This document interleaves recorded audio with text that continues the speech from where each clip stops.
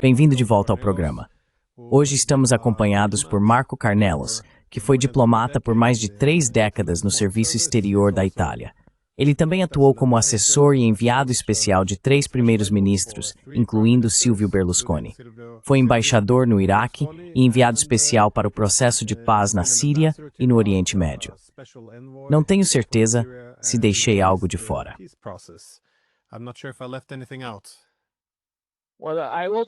Bem, antes de tudo, boa tarde, Glenn, para você e para o público. Também fui assessor de Romano Prodi quando ele era primeiro-ministro, e ele também foi ex-presidente da Comissão Europeia.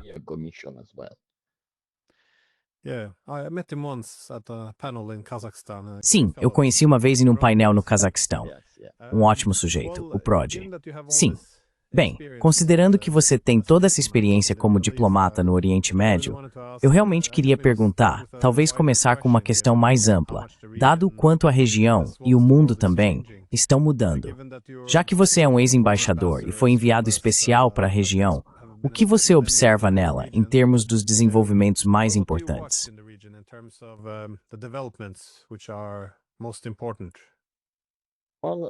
Glenn, let me put it in this way. Bem, Glenn, vou colocar desta forma. Muitas pessoas, especialistas, estudiosos, formadores de opinião, gostam de observar o quanto o Oriente Médio mudou. E se há uma constante na história do Oriente Médio, é que qualquer previsão sobre a região geralmente acaba se mostrando errada. Portanto, a região é uma grande fonte de frustração para quem tenta prever o que pode acontecer ali. Digamos que estamos, sem dúvida, em um período em que os principais atores da região não são os povos que realmente vivem lá. Os principais atores neste momento são os israelenses, que não são árabes, os turcos, que não são árabes, em certa medida os iranianos, que não são árabes, além dos Estados Unidos e alguns outros.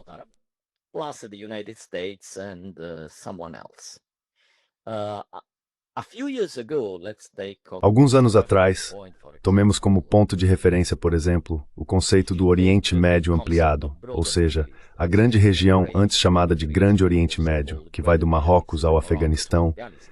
A impressão naquela época era de que a chamada Pax Americana na região estava em retração.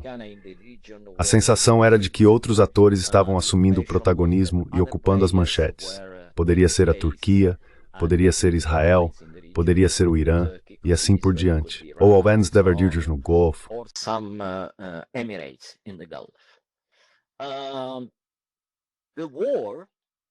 A guerra que eclodiu em 2023 está dando aos Estados Unidos um papel renovado.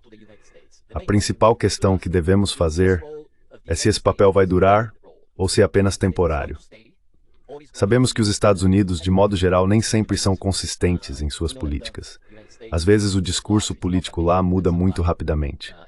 Portanto, quando se vê a determinação de uma administração na região, isso não significa necessariamente que será confirmado pela próxima.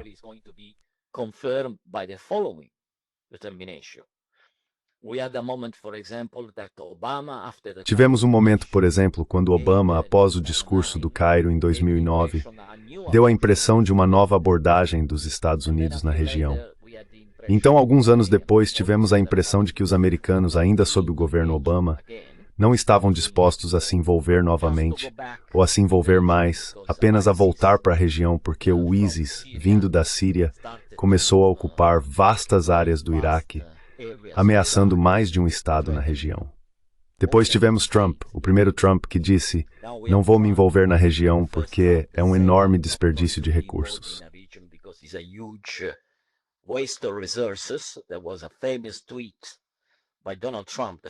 Houve um tweet famoso de Donald Trump durante seu primeiro mandato dizendo 7 trilhões de dólares gastos, 1 milhão de mortes.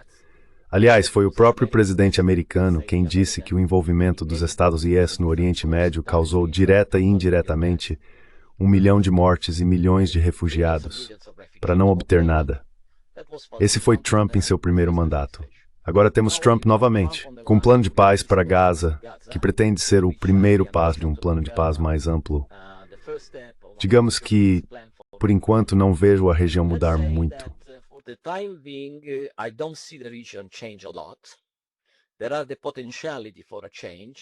Há potencial para mudança, mas isso vai depender primeiro de se Trump será consistente em seu plano. Acima de tudo, mais do que tudo, de se ele será um jogador justo. E ainda não sei se ele será um jogador justo.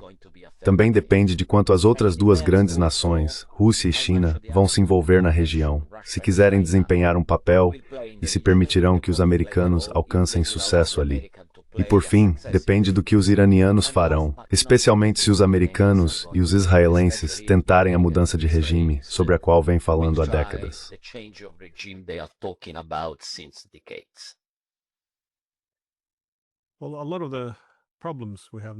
Bem, muitos dos problemas que temos agora parecem realmente derivar dos seus antigos, bem, se não erros, vamos chamá-los assim.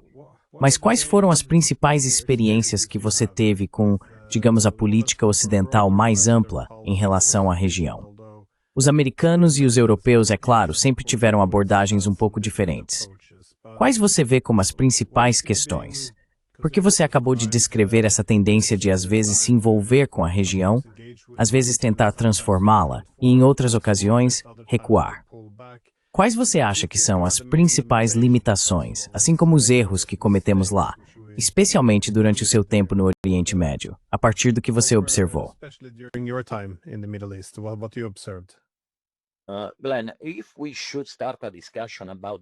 Glenn, se começarmos uma discussão sobre os erros no Oriente Médio, poderíamos passar pelo menos 2 semanas falando 24 horas por dia. Digamos que os erros começaram, é claro, há cerca de 100 anos, como consequência da Primeira Guerra Mundial e do colapso do Império Otomano.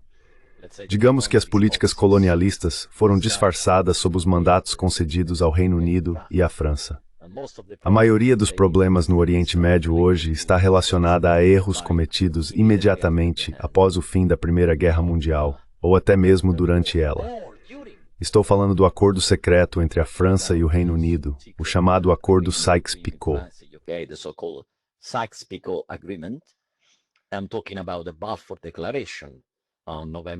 Estou falando da Declaração Balfour de 2 de novembro de 1917, que mostrou que o governo britânico favorecia a criação de um lar nacional para os judeus na Terra Santa. É claro que todos leram a primeira parte da Declaração Balfour, a disposição do Reino Unido em considerar positivamente um lar judaico na Palestina sob o mandato britânico, alguns anos depois. Mas quase ninguém leu com atenção a segunda parte da declaração, que dizia que isso não deveria causar qualquer prejuízo às pessoas que já viviam na região. O fato é que esse prejuízo aconteceu e faz parte da história com a qual ainda convivemos hoje.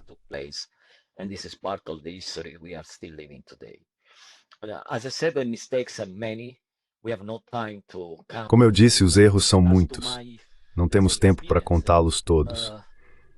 Quanto à minha própria experiência, provavelmente foi a tentativa dos Estados Unidos, junto com Israel, de impor uma Pax Americana na região, ou uma Pax Israel-Americana, que não levava em conta as duras realidades locais. O fato é que muitos árabes, turcos e iranianos não estavam muito dispostos a aceitar uma Pax Israel ou americana na região, porque não era uma paz justa. Era uma paz totalmente em benefício de Israel. Hoje, mais ou menos, estamos na mesma situação. O que mudou foi a dinâmica entre os Estados Unidos e a Europa em relação ao Oriente Médio.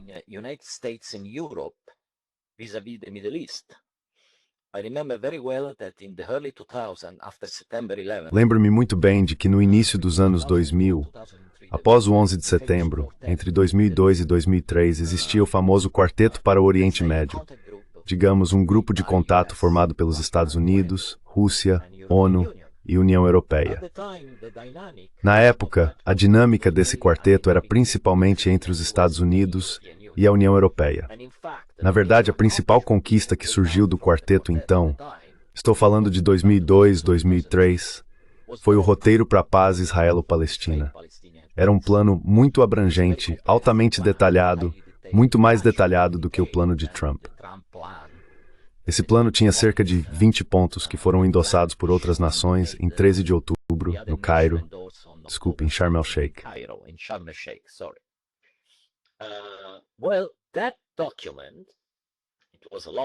Bem, aquele documento, que era extenso e cheio de pontos específicos, foi o resultado de uma negociação muito difícil entre os Estados Unidos e a União Europeia. Hoje, a paz que estamos vendo, o Plano Trump de 20 pontos, é basicamente uma decisão americana feita em conjunto com Israel. Ponto final. Os europeus não tiveram papel algum. Eles foram simplesmente convidados a ir a Sharm el-Sheikh e endossar o plano, mesmo com, digamos, um tratamento muito humilhante diante das câmeras. Não sei se você percebeu, mas foi um show solo de Donald Trump.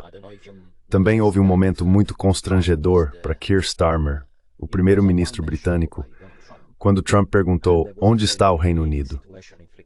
Então ele se virou, viu Starmer e disse: "Ah, ok, você está aqui, venha, venha."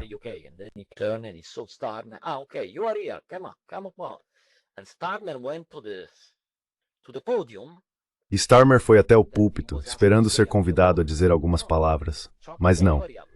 Trump disse: "Certo, você está aqui. Bem, volte agora." Então foi uma situação realmente humilhante. Mas não foi a primeira vez que vimos algo assim.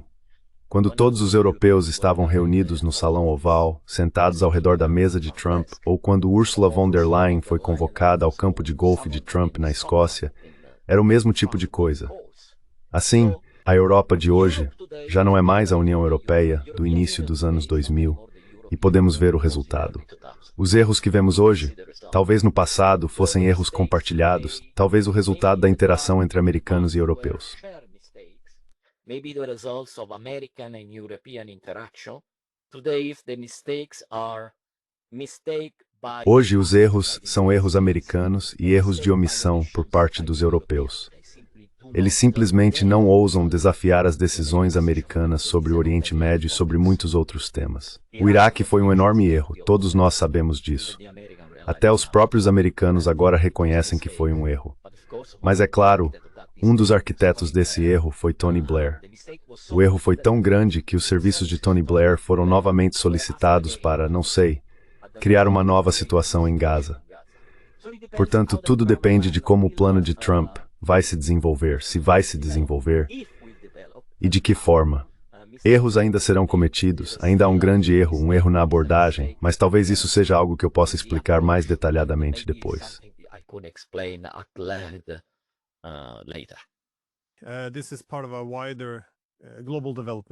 Parece que isso faz parte de um desenvolvimento global mais amplo, a enorme mudança de poder entre os europeus e os americanos.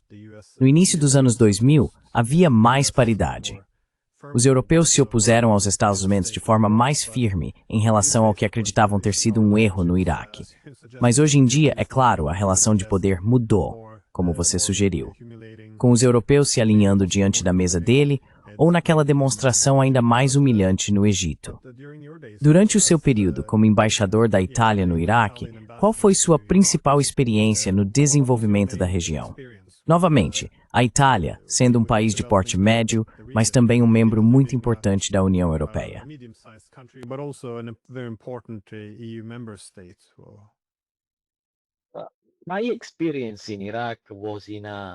Minha experiência no Iraque foi, de certo modo, facilitada pelo fato de que a Itália era o segundo maior contribuinte militar para a missão de estabilização lá, depois dos Estados Unidos. Estou falando do período entre 2015 e 2017, no contexto da missão de treinamento das forças especiais iraquianas em Bagdá, das forças curdas no Kurdistão iraquiano e da proteção estendida à represa de Mossul, que corria risco de colapso.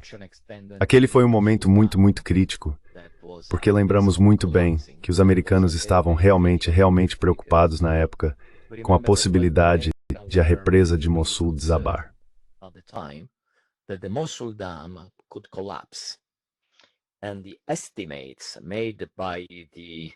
E as estimativas feitas pelo altamente especializado Corpo de Engenheiros dos Estados Unidos, as projeções do que poderia acontecer se a represa desabasse, mostraram que poderia haver 60 metros de água em Mossul e 6 metros de água 2 dias depois em Bagdá.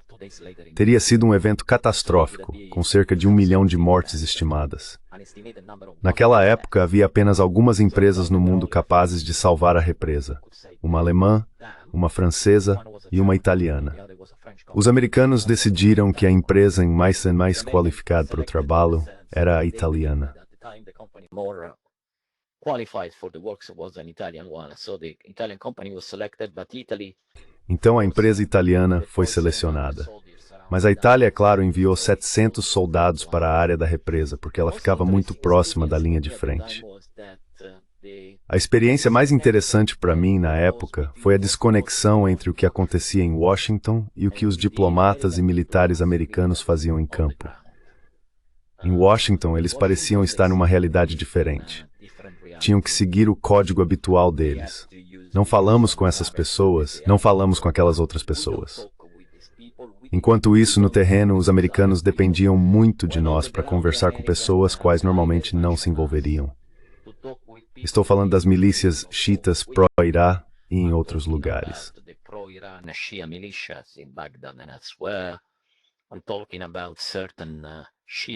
Estou falando sobre certos grupos xiitas. Na época, houve um esforço diplomático muito interessante, no qual nós, os italianos, conversamos com esse grupo. Alguns europeus ficaram bastante chocados ao saber que pessoas como eu estavam falando com indivíduos que estavam na lista oficial de terroristas. Mas os americanos sabiam disso perfeitamente bem e, na verdade, me incentivaram a fazê-lo. Em uma ocasião, cheguei até a facilitar um encontro entre os americanos e os xiitas para ajudá-los a compreender melhor a situação e colocar algo em prática que pudesse servir como um elemento de estabilização. E até certo ponto, funcionou. To a certain extent, it worked. Of course, Iraq is a big disappointment. É claro que o Iraque é uma grande decepção, porque a estabilização do país não resultou na sua reconstrução. O Iraque tem um enorme problema de governança e, infelizmente, ainda apresenta um alto nível de corrupção. Há também vetos cruzados entre muitos grupos diferentes. Então, sim, o ISIS foi derrotado e a estabilização foi implementada, mas se eu tiver que dizer que temos a governança necessária para que o Iraque seja um fator de estabilidade, e não mais um fator de instabilidade, não me sinto confiante em afirmar isso nesse momento. Então, qual é a mensagem? Muitas vezes, os americanos no terreno, sejam diplomatas ou militares, têm uma abordagem muito mais realista e de bom senso do que as pessoas que os comandam a partir de Washington. Isso era verdade na época, e ainda acredito que seja verdade hoje. O que podemos construir a partir disso? Honestamente, não sei. Estou fora do jogo agora.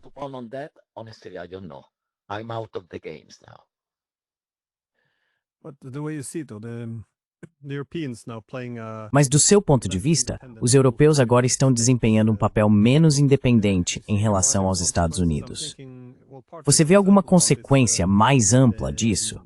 Estou pensando, por exemplo, nos 3 da UE, ou os 3 europeus, que impuseram as sanções de retorno automático ao Irã.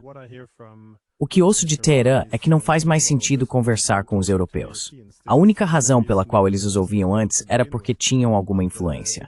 Mas agora, além de terem rompido uma conexão e um acordo político importantes, também são vistos como essencialmente subordinando sua tomada de decisão aos americanos.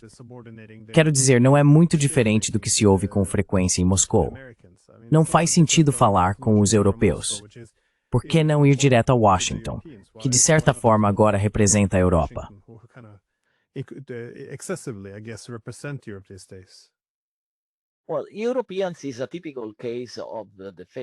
Bem, os europeus são um caso típico do famoso ditado: não há limite para o pior.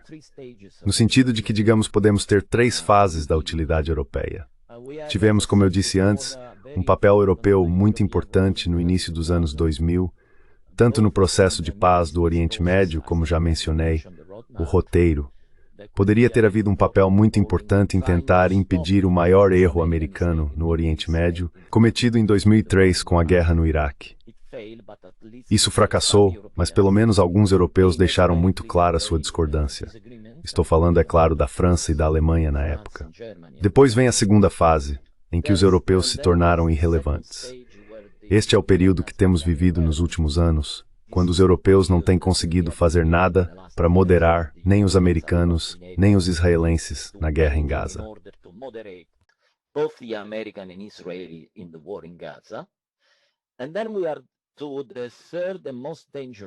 E então chegamos à terceira e mais perigosa fase, em que os europeus não são apenas irrelevantes, não apenas inativos e sem qualquer papel, mas agora desempenham um papel negativo. Eles realmente causam problemas. A decisão sobre o restabelecimento das sanções que você acabou de mencionar é um caso típico do que eu chamo de Lei de Murphy do Oriente Médio. Você conhece a famosa Lei de Murphy. Se algo pode dar errado, vai dar errado. No caso dos europeus, se eles podem fazer algo errado no Oriente Médio, pode ter certeza de que farão. E claro, fizeram. Porque neste momento tenso, a última coisa de que precisávamos era de um aumento da tensão com o Irã novamente. No fim das contas, os europeus provavelmente têm memória curta, mas o acordo nuclear com o Irã foi destruído pelos americanos, não pelos iranianos.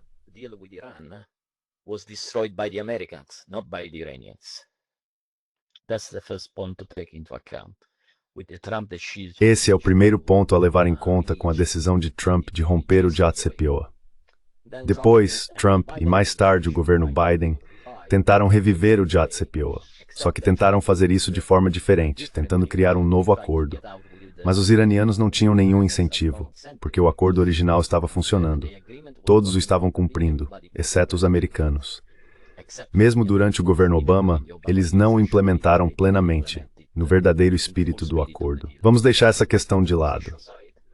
Agora, em vez de punir o país que tentou destruir o acordo, os Estados Unidos, estão punindo o país que o respeitou com as sanções de retorno automático. Então, sinceramente, não vejo nenhuma razão lógica para os europeus fazerem o que fizeram.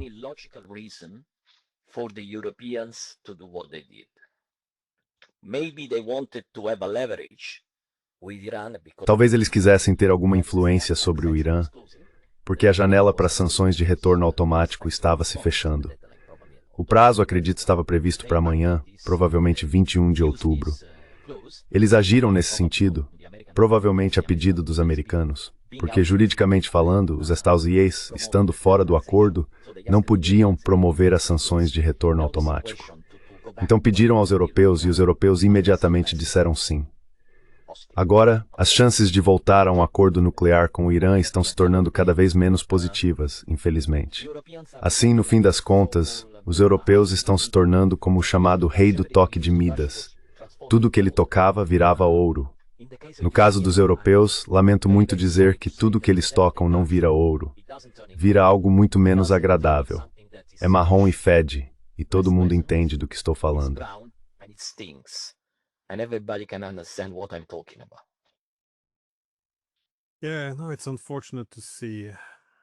Sim, é lamentável ver a Europa seguir nessa direção, mas às vezes dá a impressão de que o problema também é, em parte, uma questão de liderança. Não temos mais a mesma qualidade de líderes que costumávamos ter. Sei que nem todo mundo precisa gostar de todos os políticos, mas ainda assim, é preciso reconhecer que líderes como Chirac, Schröder ou Berlusconi foram bastante, digamos, icônicos. Eles foram, de certa forma, gigantes de seu tempo. Eu só estava me perguntando, pela sua experiência, quão importantes eram as relações pessoais na diplomacia regional aqui.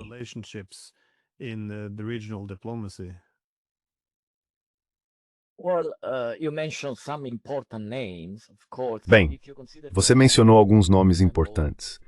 Claro, se você pensar por um momento no tipo de liderança que a França teve, tivemos Mitterrand, tivemos Chirac, e depois um após o outro, uma série de líderes franceses que foram uma grande decepção, começando com Sarkozy, passando por Hollande e agora com Macron. Isso é realmente algo que ninguém esperava de um país com uma tradição tão forte como a França. Poderíamos dizer o mesmo sobre a Alemanha. Depois de Angela Merkel, o que tivemos? Schröder. After Angela Merkel, what we had? Schröder. I think history will be remembering Germany. Acho que a história vai lembrá-lo na história alemã como o homem que foi avisado de que o gasoduto Nord Stream seria destruído. Isso foi dito em uma coletiva de imprensa com o presidente americano.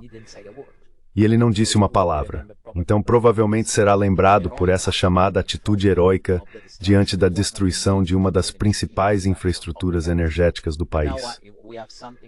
E agora temos algo perigoso toda vez que ele abre a boca. E estamos falando de Friedrich Merz. Assim, os dois países mais importantes da Europa, França e Alemanha, têm um enorme déficit de liderança. Eles têm enfrentado um grande déficit de liderança nos últimos, digamos, 5 a 10 anos.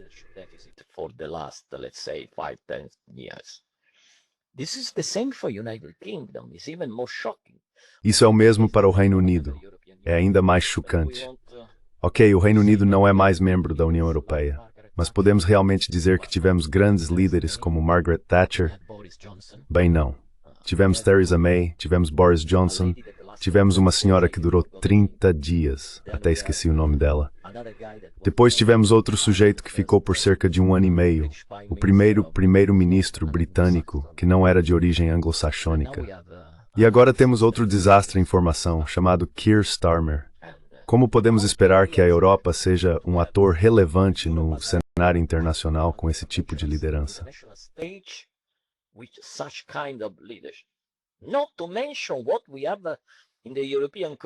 Sem falar no que temos na Comissão Europeia com Ursula von der Leyen ou no Conselho Europeu.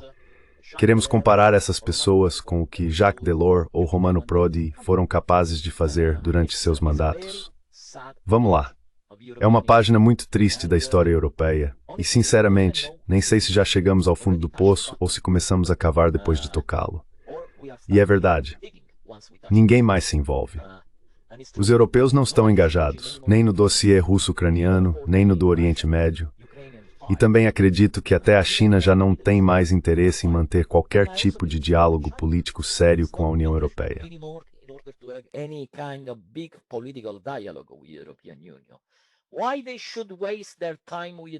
Por que eles deveriam perder tempo com a União Europeia quando podem simplesmente falar diretamente com os Estados Unidos, que estão mais ou menos ditando a política europeia, até mesmo em relação à China? É uma questão de praticidade. Se eu fosse um líder chinês, não perderia muito tempo com os europeus. Sim, a União Europeia ainda é um grande mercado para a China, mas também sabemos que a China está diversificando seus mercados comerciais, principalmente no Sudeste Asiático e no restante do mundo. Talvez em breve, não em um período muito longo, a Europa se torne irrelevante para a China, até mesmo do ponto de vista comercial.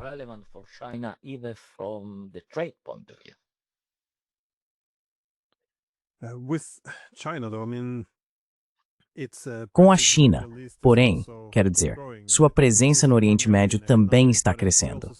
Isso tem sido principalmente de natureza econômica, mas também vimos isso se traduzir em questões como os esforços para melhorar as relações entre o Irã e a Arábia Saudita. Mas é claro, também temos a Rússia, que ao que parece está voltando ao Oriente Médio de forma significativa por meio da Síria. Acho que a submissão síria, ou melhor, a situação ali, criou muitos problemas difíceis para os russos em outras partes da região. Então tenho a impressão de que eles não estão tão insatisfeitos com o fim desse período. Ainda assim, suas ambições na região, em termos econômicos e diplomáticos, não acabaram. Eu diria que os chineses têm principalmente a influência econômica na região. Como você vê a entrada desses dois gigantes eurasianos mudando a região mais ampla?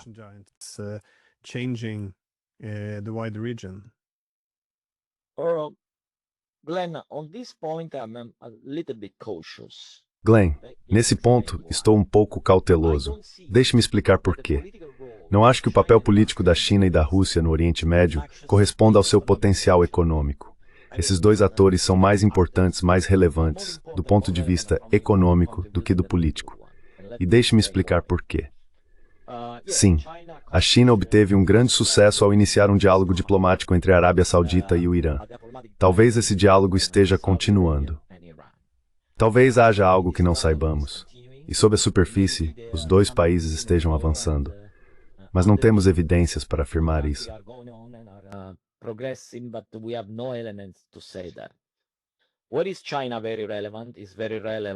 Por que a China é tão relevante? Ela é muito relevante porque sua relação comercial com a região está melhorando bastante. Por meio dos diferentes formatos que a China lançou, junto com a Rússia e outros países, estou falando dos BRICS, BRICS Plus, um número significativo de atores do Oriente Médio foi incorporado ao grupo. Isso também é importante em relação à Organização de Cooperação de Xangai. E é relevante porque a China está a comercializar a small região a liquidar pagamentos em renminbi.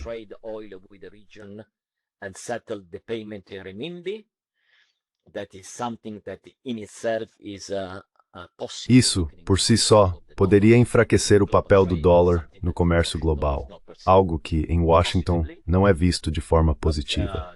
Mas há grandes problemas com os projetos da nova Rota da Seda no Egito, ao redor do Canal de Suez, com os Emirados e assim por diante.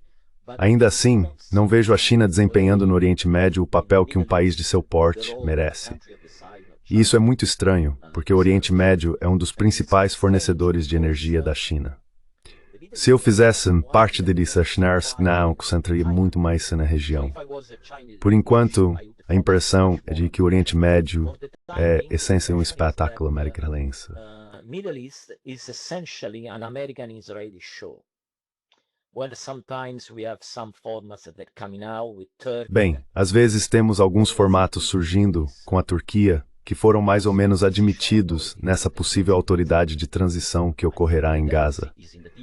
Acho que o diabo está nos detalhes, e os detalhes são muito fracos. Mas sabemos que, especialmente no Oriente Médio, o diabo não está apenas nos detalhes. O diabo nada nos detalhes. Então ainda há um longo caminho a percorrer para esclarecer as coisas. Além disso, como você mencionou em uma postagem ontem, o cessar-fogo foi estabelecido, mas durante o cessar-fogo, acho que Israel já matou cerca de 100 palestinos.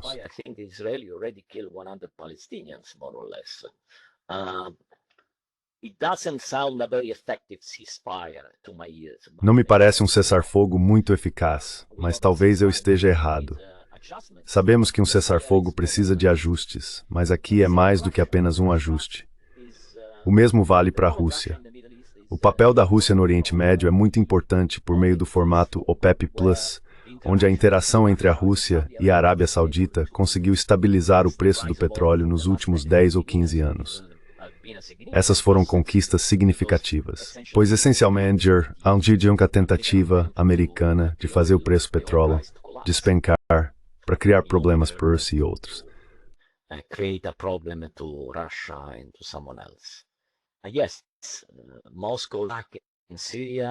Sim, Moscou, Iraque e Síria. Na verdade, do ponto de vista militar, eles nunca deixaram a Síria, porque no porto de Tartus e na base aérea de Meymin, os russos nunca saíram desses dois locais.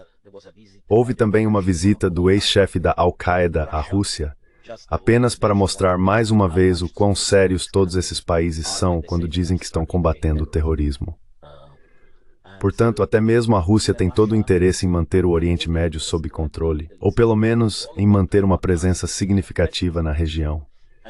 E com todos os esforços que Rússia e China estão fazendo pela chamada integração eurasiática, o Oriente Médio é uma região crucial, podendo servir como um corredor econômico. O Irã é um parceiro fundamental para ambos os lados.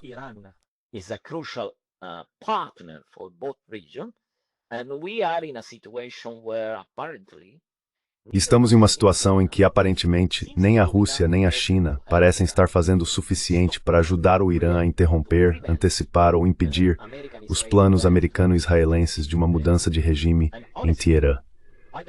E, sinceramente, eu não entendo essa política. Com certeza estou perdendo alguns elementos, estou sem algumas informações, alguns detalhes essenciais, mas não consigo encontrar uma explicação lógica para a relutância de Moscou e Pequim até agora em se envolverem de forma mais ativa na região. Até certo ponto, já expliquei as muitas razões pelas quais essa região é importante para eles, tanto como nações individuais, quanto para o projeto mais amplo de integração eurasiana que estão perseguindo.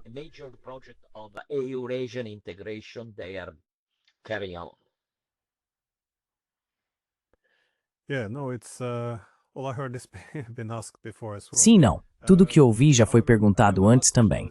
No entanto, minha última pergunta é apenas sobre, bem, você já mencionou, o cessar-fogo, que não vai nada bem em Gaza, para dizer o mínimo.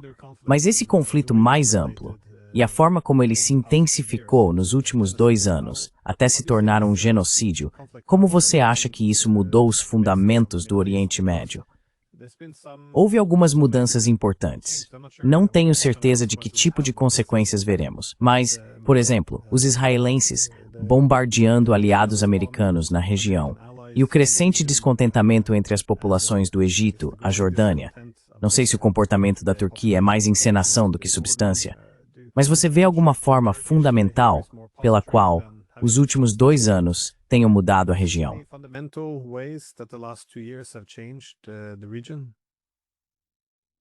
Well, let me say that Bem, deixe-me dizer o seguinte. Por que isso escalou?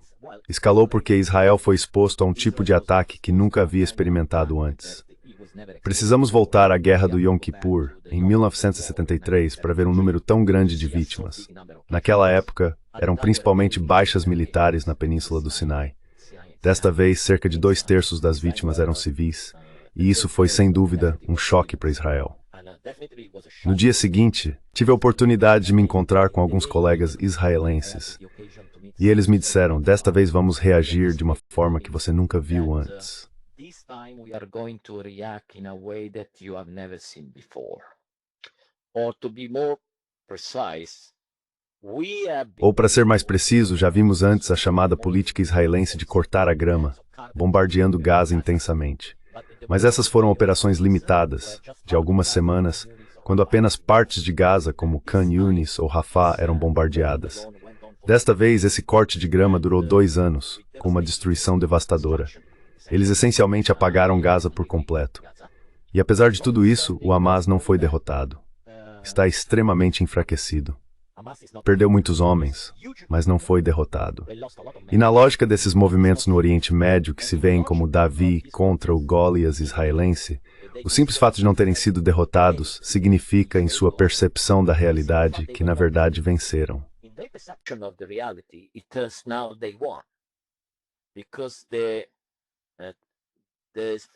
Porque as forças empregadas foram tão desproporcionais. Estamos falando de alguns homens escondidos em túneis, com alguns fuzis individuais e alguns lançadores de foguetes. E do outro lado, há um dos exércitos mais eficazes do mundo, com os melhores aviões e todo tipo de equipamento militar. E se você ler novamente o plano de 20 pontos, fica evidente que nunca há menção a um Estado palestino. Eles falam apenas de um horizonte político, que é muito, muito vago. Mas o Hamas não foi derrotado, e isso é um fato.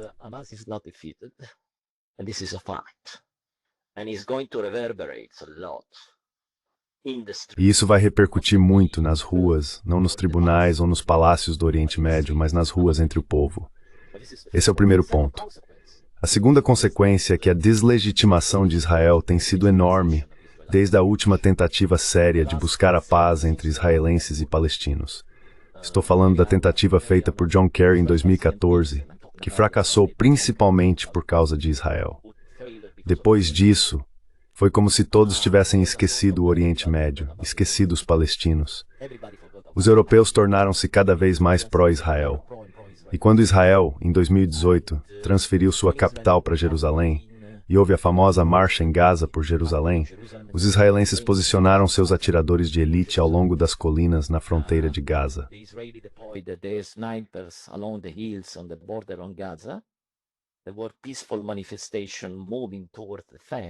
Houve manifestações pacíficas avançando em direção à cerca, manifestações simbólicas, e centenas de pessoas foram mortas por atiradores israelenses. Nenhuma voz se levantou dos Estados Unidos ou da Europa para denunciar o que aconteceu. Um silêncio vergonhoso por parte das lideranças. Desta vez, a magnitude das mortes é tal que agora há um caso legítimo para investigar as práticas israelenses como possível genocídio. É a Corte Internacional de Justiça que deve decidir isso, mas já existem algumas opiniões preliminares sugerindo que pode haver fundamento na acusação de genocídio. E a deslegitimação que Israel enfrenta nas ruas americanas, entre os jovens americanos, nas ruas europeias, entre os jovens europeus, e não apenas entre os jovens, é enorme.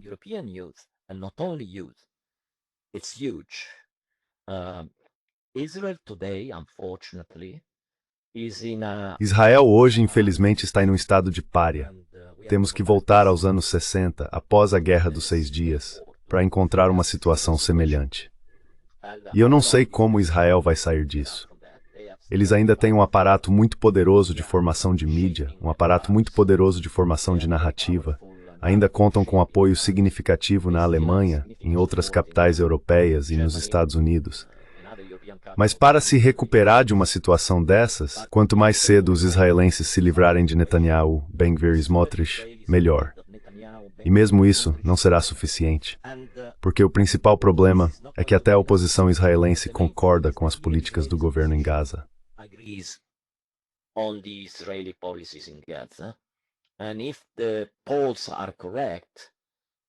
E se as pesquisas estiverem corretas, a maioria do povo israelense também. Portanto, não estamos falando de 2 ou 3 extremistas em um governo. Estamos falando de uma situação em que o problema não é apenas o governo israelense, mas, até certo ponto, a mentalidade da opinião pública israelense. E eu não sei se há possibilidade de se recuperar dessa situação. Se não nos recuperarmos, uma paz justa, equitativa e duradoura com os palestinos se tornará cada vez mais difícil. Também porque do lado palestino, devido ao que aconteceu nos últimos 2 anos, a vontade de alcançar uma paz permanente com os israelenses pode ter diminuído significativamente.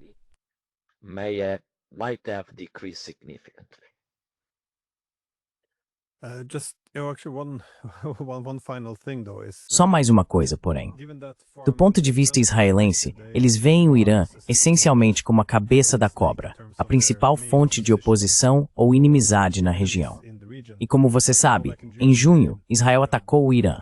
Naquele momento, os Estados Unidos entraram na guerra ao lado de Israel. Da Europa, tivemos pessoas como o chanceler Merz elogiando os israelenses por fazerem o trabalho sujo por nós. Não tenho certeza de por que isso foi considerado necessário. Bombardear as instalações nucleares. Nem porque isso seria bom para a Europa. Mas você acha que pode haver outro ataque? Porque, bem, os americanos parecem ter começado a concentrar alguns recursos militares na região. Eles se retiraram de algumas das bases mais vulneráveis no Iraque, como você sabe. Você acha que pode haver outra guerra a caminho?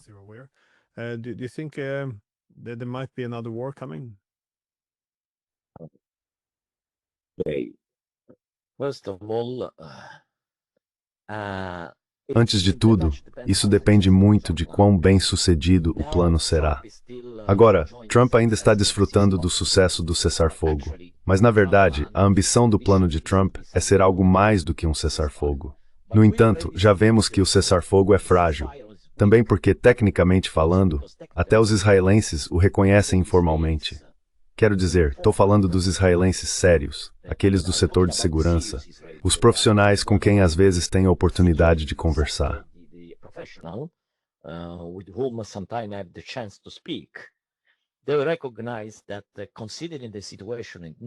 Eles reconhecem que, considerando a situação em Gaza, o nível de destruição, o colapso de toda a cadeia de comando, recuperar todos os corpos pode ser muito difícil.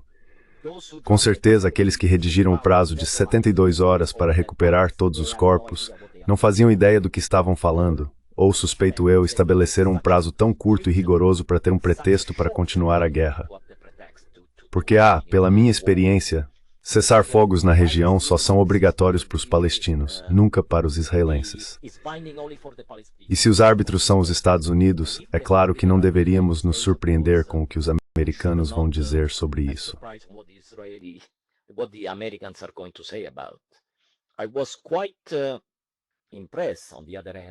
Fiquei bastante impressionado, por outro lado, com a entrevista que Steve Witkoff e Jared Kushner deram juntos aos 60 Minutes da CBS, onde disseram abertamente que Israel estava saindo de controle.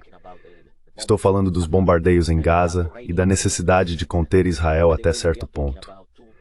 E, aliás, estamos falando de 2 figuras do establishment americano que poderiam ser consideradas muito, muito próximas do lobby israelense. O fato de eles terem ido à TV com esse tipo de entrevista significa que foi um sinal muito claro enviado a Netanyahu e a seus ministros extremistas. E esse é o primeiro ponto.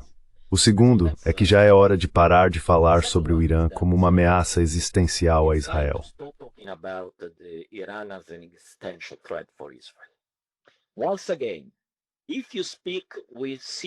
Mais uma vez, se você conversar com israelenses sérios que atuam nos setores militar e de segurança, Eles sabem muito bem que o Irã é um espantalho usado para fins políticos. A maior ameaça existencial a Israel está dentro de Israel, e eles reconhecem isso. Claro, nunca diriam isso publicamente, mas em particular admitem. Portanto, essa é uma questão que Israel deveria examinar internamente para lidar com ela. Sim, o Irã tem sua própria política. Sem dúvida, para muitos israelenses ela pode parecer perigosa. Mas se querem que eu acredite que o Irã tem capacidade de representar uma ameaça existencial a Israel, duvido disso.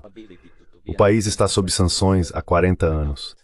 Sim, até certo ponto conseguiu contornar algumas delas. Mas Israel já demonstrou o quanto o Irã pode ser profundamente infiltrado por seus recursos e sua inteligência.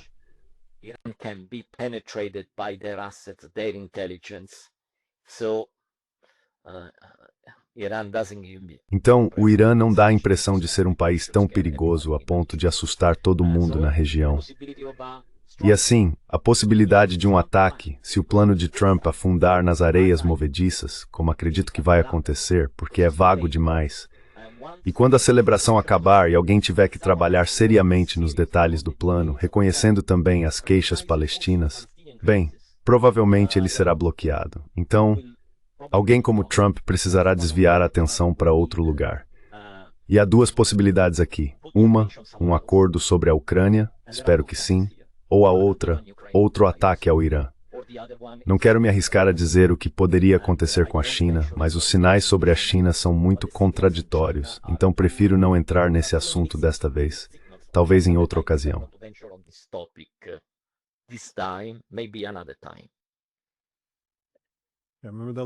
Lembra da última vez que conversamos? Você disse que estava relutante em fazer previsões, porque, como você mesmo disse, a maioria das previsões geralmente dá errado.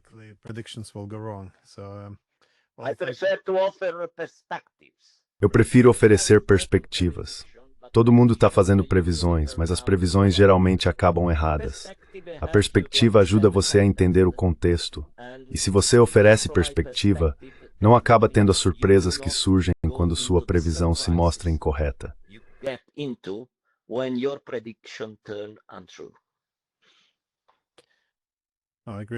Concordo. Então sim, muito obrigado por compartilhar suas ideias. Espero que você possa voltar e conversar conosco novamente algum dia. Obrigado, Tor.